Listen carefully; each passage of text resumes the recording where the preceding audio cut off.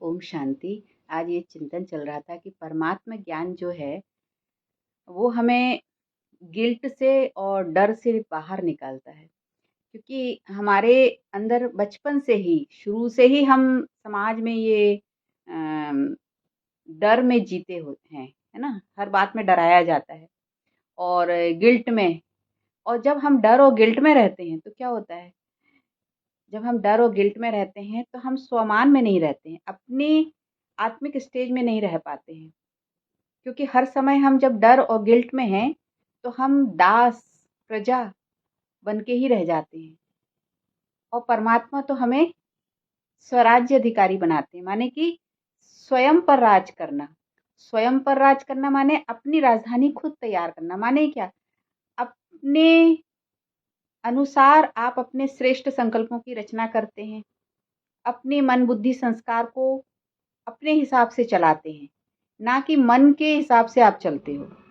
मन के हिसाब से चलना माने दास हो जाना, गुलाम हो जाना। अब मन ने कर्म किया, जबकि संसार में जो भी कुछ सब कर रहे हैं वो उनको स्क्रिप्ट मिली हुई है, उस आधार पे वो कर्म कर रहे हैं। ये परमात्मा ज्ञान से हमें मालूम पड़ता है कि सबकी अपनी अपनी स्क्रिप्ट है और सब अपने अपने रोल को प्ले कर रहे हैं। जो उनको मिली हुई है स्क्रिप्ट, उसके आधार पे ही वो रोल कर रहे हैं, क्योंकि सब एक दूसरे के किरदार से कुछ सीखने के लिए ही आए हैं। यही कर्मों का हिसाब किताब है।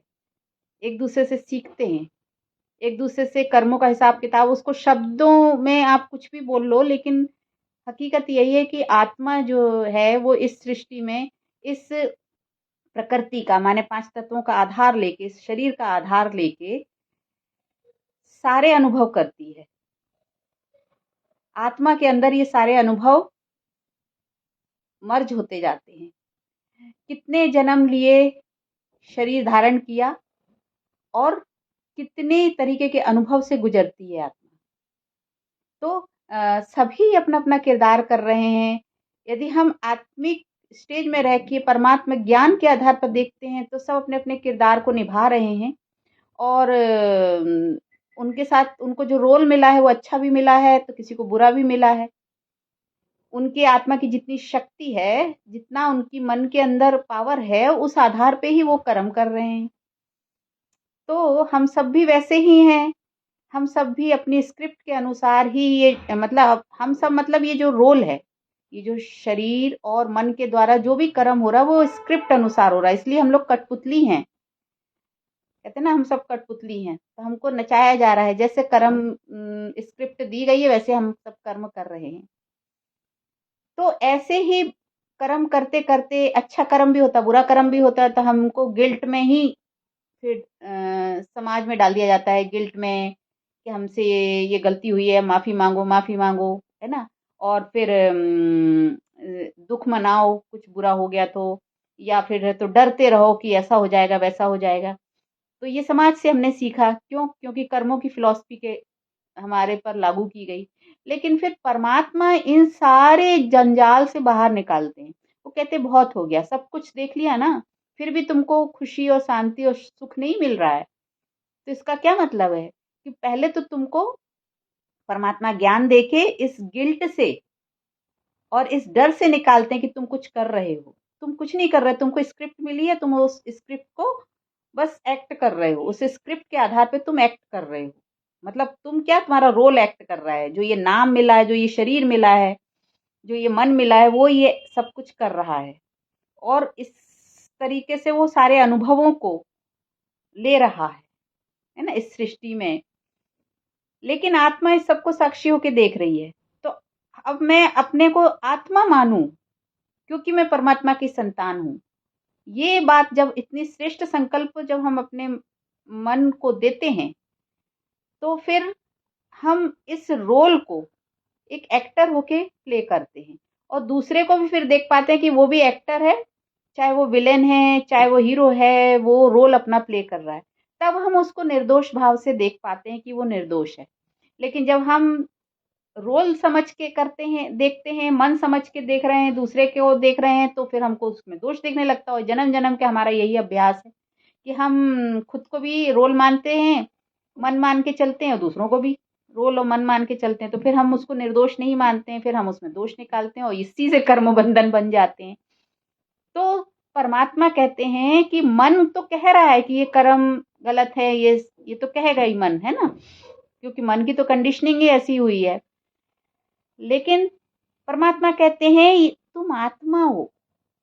जैसे कि एक स्क्रीन है, टीवी है, उसकी स्क्रीन में कोई फिल्म अच्छी भी चल रही है, कोई बुरी भी चल रही है। ऐसे ही ये आत्मा है, आत्मा की स्क्रीन में अच्छी फिल्म भी चल रही है, बुरी फिल्म भी चल रही है। माने ये किरदार, ये रोल, ये शरीर और मन कुछ कर रहा है, ये पुतला जो शरीर है, ये जो भी कुछ कर रहा है, ये फिल्म चल रही है। और जैसे मेरी चल रही है ऐसे दूसरों की भी चल रही है। रोल के रूप में जब हम देखते हैं तो तब हमको वो निर्दोष नजर आते हैं। इसीलिए जब कहा जाता है ना कि अपराधी के अपराध से घृणा करो पर उससे घृणा नहीं करो, क्योंकि वो तो आत्मा है, उसका वो रोल है, बुरा मिला है तो मन कहेगा हाँ ये तो बुरा रोल है ना। लेकिन आपके मन में प्रेम भाव बना रहे, सबके लिए रहम भाव बना रहे, इसके लिए जरूरी है उसको रोल ना देख के सोल देखना। और ये पावर जो है परमात्मा देते हैं, ये ज्ञान देते हैं आत्मा परमात्मा और ड्रामा का। परमात्मा ये ज्ञान देते हैं, ड्रामा चल रहा है, सब अपना अपना रोल प्ले कर रहे हैं, तब हम अपने को डिटैच करके इन सब को निर्दोष समझ के इनके प्रति रहम भाव रखते हैं, दया भाव रखते हैं।